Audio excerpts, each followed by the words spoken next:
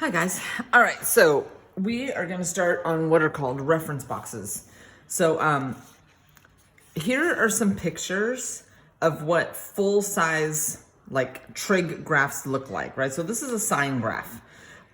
If we had been like in regular school instead of this whole distance learning thing, we would be generating full size graphs. All right, we'd make sine graph, we'd make something that looks like this, like a cosine graph, but we're not in regular school right now. We are doing this distance learning thing. So I'm going to instead teach you how to do reference boxes. So this big, bold, like grid is a reference box. So we're not gonna do a full size graph, like from left to right of the whole paper. We're only gonna do one little piece of it. Okay, just a piece. And in this piece, the things that you're gonna be responsible for are gonna be ordered pairs, right? So you will have to be able to name those 5 ordered pairs for sine. And actually, if I went back and did the cosine one, if I drew the reference box in here, it would look like this. And the spots that I would expect you to be able to tell me are ordered pair, ordered pair, ordered pair, ordered pair, ordered pair. All right, so hopefully you've already downloaded, I'm hoping that you did this, downloaded this note sheet. It's on Google Classroom. I'm gonna set that down. If you would like to pause the video and color code it the way I did, it will help. Okay, continuing on. So what I want you to see here is that these 2 boxes, top and bottom, represent the first quadrant. This is the positive side of it and the negative side of it as far as ordered pairs, right? So if I'm talking about like this ordered pair right here, right? Positive, positive. Again, this all sort of is the positive part. This is all the negative part. That will help in just a little while. So then here, this is cosine. The ordered pairs you're going to be responsible for are these, all right? And it kind of looks like a C. Go ahead and fill this in on your note sheet. This is just notes. Sine looks more like an S. It starts in the middle, goes to the top, does this. Okay. These are the only 2 we're covering for now. In a little bit, I'll do the video for the other 3. All right, so let's take a look at what this means. Up top, here or here, it doesn't matter which one you're looking at. This one, the only difference between these 2 is this has an X and this has a theta. You'll see them interchangeably. In this blank, you will see a trig function, right? It might say sine, it might say cosine, it could say tangent, it could say any of the 6. Okay, so that's why I just left it blank. Okay, so what you're gonna wanna do when you are asked to make one of these reference boxes is number 1, okay, step number 1, make sure you have it written in this form. They won't always be given to you in that form. Look at this one, right? So you're gonna have to rewrite it in this form so that you know exactly what A, B, C, and D are. Because if you look here, you'll see there's a bunch of different calculations that all involve A, B, C, and D. All right, if you can figure out A, B, C, and D, and you can label a box, we should be good to go.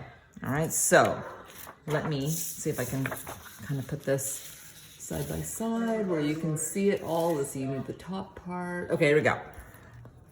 So let me rewrite this in the appropriate form. For sine, sorry about that, I just screwed that up.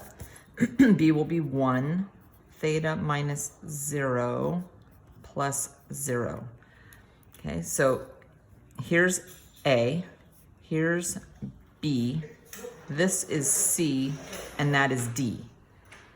All right, again, I still have the 4 out in front of the trig function. I've got a 1 in front of the parentheses, which doesn't change any values. Inside, I can subtract 0, and that doesn't change any values. And at the end, I can add 0, again, doesn't change any values. So now, when I go to draw the reference box,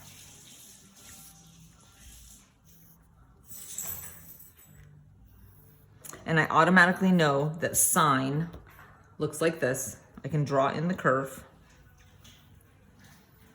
Okay, so I know that I am trying to name this ordered pair, this ordered pair, this ordered pair, that ordered pair, and that ordered pair. let me start over here with this one. And the reason I'm going to start with that is that right here, I can see that this is easily labeled as CD. Okay, CD. So I'm looking here, C is 0, D is 0, this ordered pair is 0, 0. Okay, I'm gonna do this one next, okay, this ordered pair next. Because if I look here on the notes, I can see that the X part involves a calculation, but the Y part is still just D. So I have that part. I just have to figure out what this part is. So it's C plus 2 pi over B. So let's see, 0 plus 2 pi. Oh, that's just 2 pi. Okay, let's see if I can do, now I know we don't really need this one, right? Oh, sorry, you can't see it. This one is not requested. However, I do have a calculation for this. This is where the C doesn't change, but we're going up a value of the absolute value of A. So here, the A value is 4, so I'm going up 4, which means here I'm going down 4. Okay, so keep in mind, this is just a little itty bitty snapshot of a much larger graph, right? This is a teeny tiny little piece of a giant sheet of graph paper. Okay, so let's see if I can figure this out. If this is 0, and this is 2 pi, and this is divided into 4 equal pieces, right? 1, 2, 3, 4. That means that each piece has to be half of a pi, right?